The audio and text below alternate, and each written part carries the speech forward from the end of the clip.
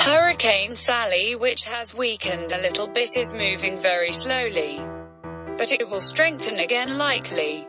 From my analysis, it is now 150 kilometers per hour and a pressure of 978 hectopascals.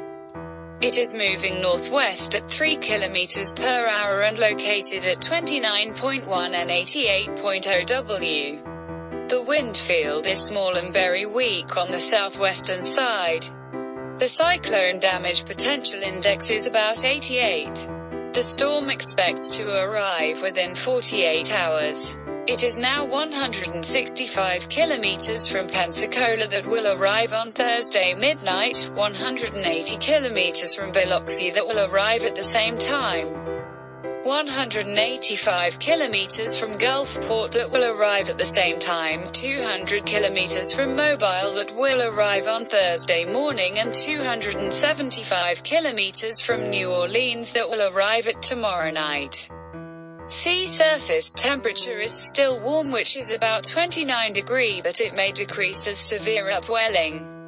Vertical wind shear is not favorable now, which is 25 to 30 knots. Here is the chance of experiencing wind. In terms of gale wind, there are 91% in Pensacola, 92% in Biloxi, 90% in Gulfport, 92% in Mobile, and 33% in New Orleans.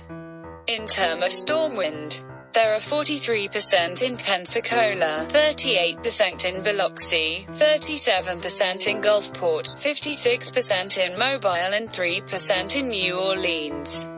In terms of hurricane wind, there are 14% in Pensacola, 14% in Biloxi, 13% in Gulfport, 22% in Mobile, and 0% in New Orleans.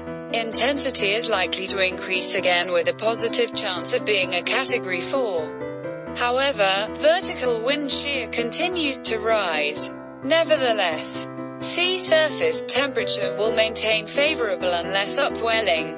Mid-level humidity is looking good, which is now 65%. The satellite imagery and infrared imagery show that the structure is being better again.